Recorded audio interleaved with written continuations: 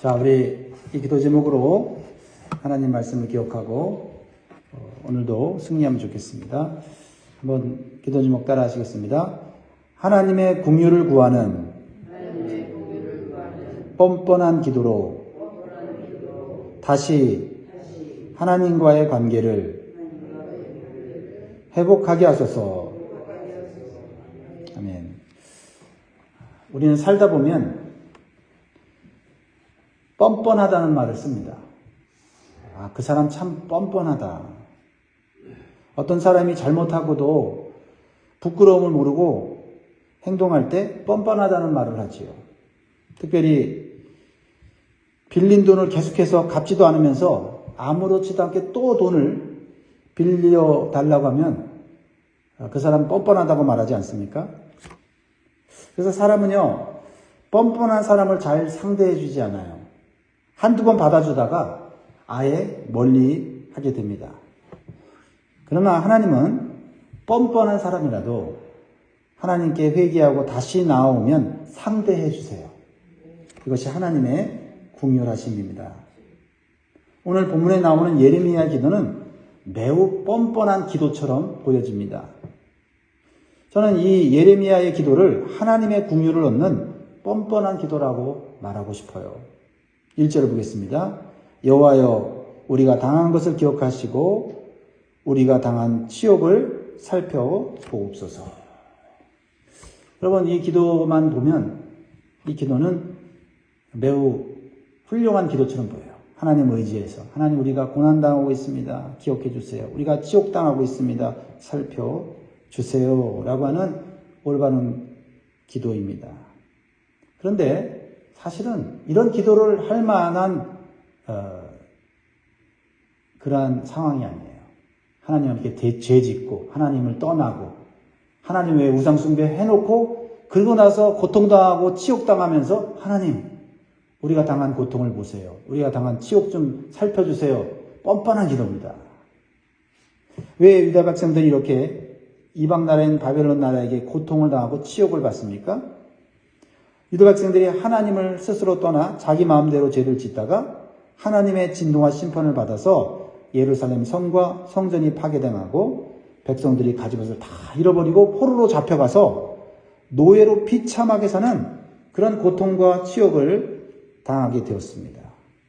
그런데 뻔뻔하게도 하나님께 그렇게 많은 죄를 짓고 다시 하나님께 고통당하는 우리를 기억해 주세요. 치욕당하는 우리를 살펴달라고 기도하고 있는 겁니다. 사람 입장에서 볼 때는 이제 그만 요구하라고 말하고 싶을 수 있지만 하나님의 입장에서는 이 예레미야의 기도가 어떻게 느껴질까요? 야, 이제 다 잃어버리고 나니까 이제 내가 기억나냐? 날 찾아와서 다시 살려달라고 지금 애원하고 있냐? 하면서 뻔뻔하다고 말할 수 있는 상황이죠. 그런데 하나님의 마음에는 오히려 긍휼하심이 발동하고 있다는 거예요. 마치 누가복음 15장에 나오는 탕자가 아버지가 죽지도 않았는데 아버지 유산, 나에게 물려준 유산을 달라고 해서 그 유산을 팔아서 재물을 가지고 먼 나라로 가서 허랑방탕하면서 자신이 하고 싶은 대로 마음대로 삽니다. 그러다가 모든 것을 잃어버리고 비참한 신사가 되죠. 돼지가 먹는 쥐업 열매조차도 먹지 못하는 그런 빈털터리, 불행한 인생이 되었을 때 그는 아버지를 기억하죠. 뻔뻔한 거죠. 그러나 아버지께 돌아올 때 그 아버지는 그 아들을 뻔뻔하다고 외면하지 않으시고 다시 받아주셨다라는 겁니다. 우리 하나님은 그런 분이시다라는 거죠. 그래서 우리가 완전히 밑바닥으로 정말 뻔뻔하게 다시 구할 수 없는 상황이 되었어도 사람에게는 그렇게 못해도 하나님께는 그럴 수 있다라는 소망을 우리에게 주십니다. 그러면 하나님의 긍휼하심을 발동시키는 뻔뻔한 기도의 모습은 어떤 모습일까요? 몇 가지 말씀을 통해서 교훈을 받고자 합니다. 첫 번째는 가장 중요한 거라고 생각합니다. 하나님과의 관계를 다시 원래대로 회복시켜달라는 기도입니다. 모든 것을 다 잃고 나니까 가장 중요한 것이 하나님과의 올바른 관계인 것을 깨달은 거예요. 하나님의 관계로부터 모든 것이 온 것이 이제 깨달아진 거예요. 하나님은 이스라엘 백성들과 언약을 맺었어요. 그들은 아무것도 없었어요. 노예였고 비참한 인생이었어요. 근데 하나님께서 먼저 찾아오셔서 그들의 아버지가 되고 그들의 남편이 되어 보호해 주시고 모든 것을 풍성하게 제공해 주시겠다고 말씀하셨어요. 이 모든 것을 누리는 조건은 한 가지입니다. 하나님 떠나지 말고 하나님 말씀에 순종하기만 하면 된다. 그러면 나로부터 오는 모든 것 다 풍족하게 누리게 해주겠다고 했어요. 이것은 아무것도 없는 이스라엘에게는 엄청난 조건이에요. 이런 언약 관계는 이 세상에서는 볼 수 없는 언약 관계입니다. 다 이 세상은요, 힘 있는 사람이 힘 없는 사람에게 불평등 조약을 맺는데 하나님은 힘 있는 사람이 힘 없는 사람에게 더 좋은 조건과 더 좋은 그러한 축복을 약속하는 언약이니 이게 보통 축복이 아닐 수 없어요. 그런데 이렇게 값없이 풍성한 삶을 살게 되자 하나님을 소홀히 하고 하나님을 버리고 우상을 섬기고 세상을 쫓아갔다는 거죠. 그래서 하나님과의 언약관계를 스스로 깨트려 버린 것입니다. 그러자 그들은 현재 가지고 있는 모든 것이 하나님으로부터 온 것을 잊어버리고 자신들이 힘써서 애써서 얻은 것이라고 착각했어요. 근데 하나님의 보호하심이 떠나니까 내가 가진 것 다 빼앗기더라. 주변 이방 민족들에게 빼앗기더라. 힘 있는 자들에게 다 빼앗기더라. 라는 것을 늦음하게 다 잃고 나서야 깨달았다는 거죠. 2절이에요. 우리의 기업이 외인들에게, 우리의 집들도 이방인들에게 돌아갔나이다. 그래서 유다 백성들은 깨달은 거예요. 아버지가 없으니 우리가 고아와 같이 된다는 사실을 늦음하게 깨달은 거죠. 물질이 없어서 고통스럽고 환경이 어려워서 힘들었는데 가만히 보니까 그게 문제가 아니라 하나님과의 관계가 깨진 게 문제였다는 거죠. 3절에서 이렇게 고백하는 거예요. 우리는 아버지 없는 고아들이 오며 우리의 어머니는 과부들 같으니 하나님이 없으니 남편 없는 힘없는 무시당하는 과부같이 되었다라는 거예요. 그래서 모든 것을 잃고 너무나 비참하고 고통스러운 삶을 살게 되었다라는 것입니다. 그래서 이제 와서 다시 사실 말할 자격은 없는데 옛날에 맺었던 하나님과의 언약 관계를 다시 회복시켜 달라는 거예요. 뻔뻔한 기도죠.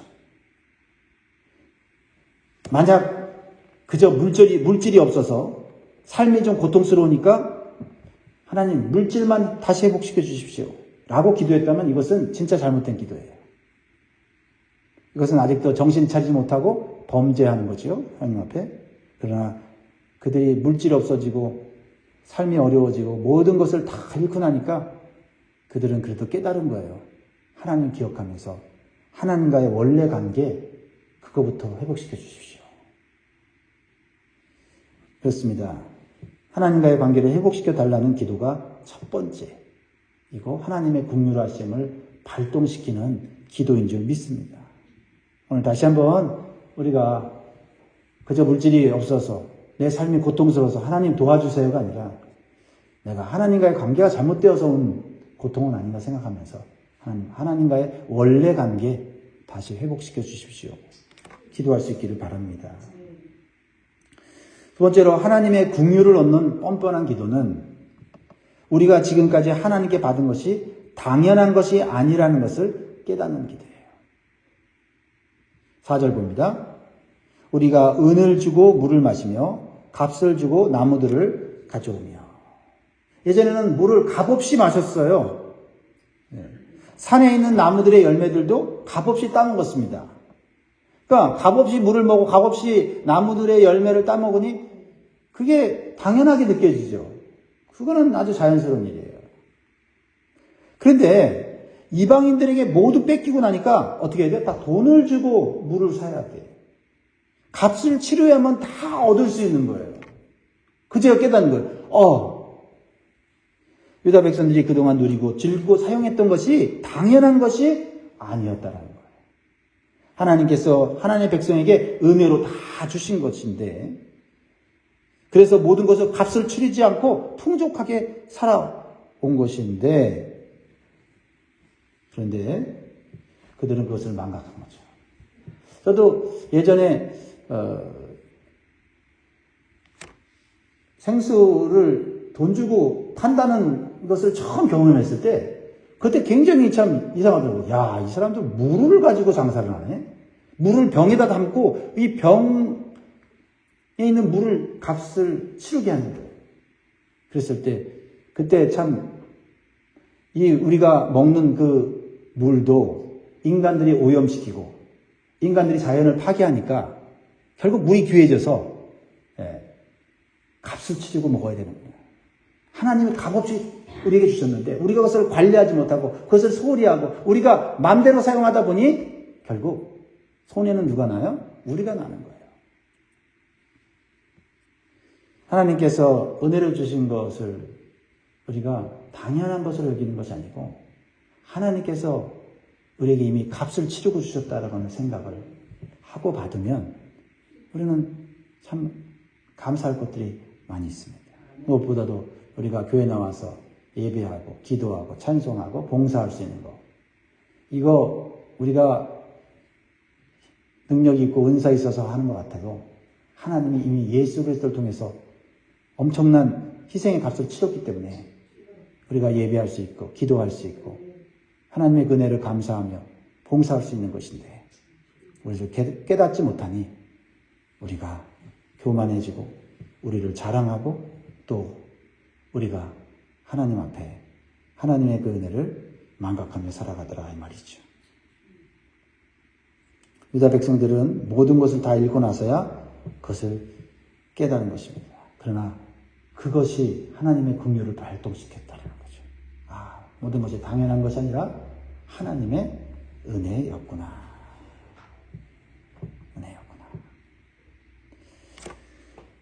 정의해 봅니다. 우리가 지금 받았다고 생각하는, 하나님께 받았다고 생각하는 것이 무엇인지를 한번 세워보면 좋겠어요. 그리고 그것들 하나하나 감사하는 오늘 한 날 될 수 있기를 주의 이름으로 축복합니다.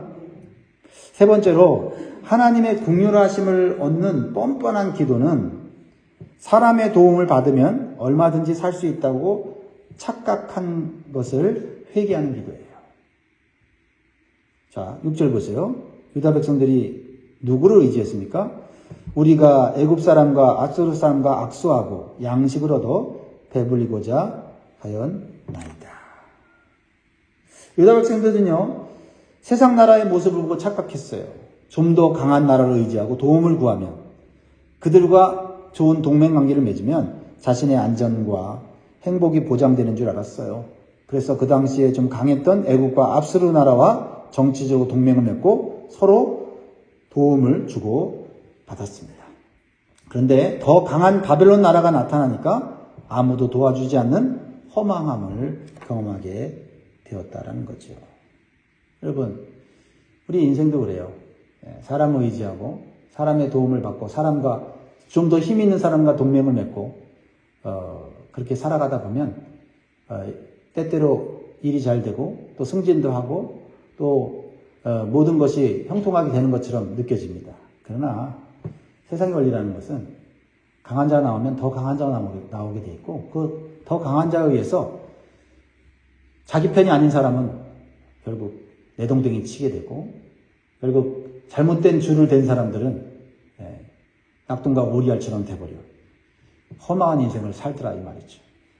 한때 권세가들, 한때 부자들, 한때 뭔가 업적을 남기는 모든 사람들이 사람을 의지해서 사람의 도움을 받아 성공할 수 있다고 하는 잘못된 가치관으로 인생이 허망하게 되는 거예요.